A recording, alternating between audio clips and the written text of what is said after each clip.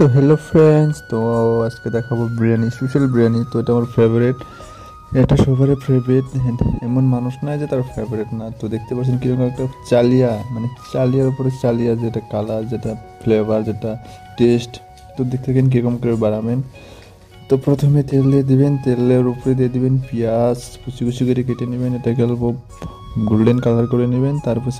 পরে দিয়ে দিবেন, তারপরে মশলা তো দেখতে পাচ্ছেন কী কী মশলা লাগে। তারপরে দিয়ে দিবেন চিকেন। চিকেন দেওয়ার পরে এটাকে লাড়াচাড়া করে এটাকে উঠিয়ে দিবেন।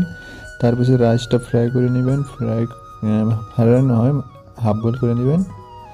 তারপরে এটাতে লাগবে চিকেন হয়ে গেল, টমেটো দিয়ে দিবেন, অল্প মরিচের বাটা দিয়ে দিবেন, মশলা দিয়ে দিবেন। তারপর জিরা, কালা জিরা সব দিয়ে দিবেন। দেখতে পাচ্ছেন কী কী আমি দিতেছি।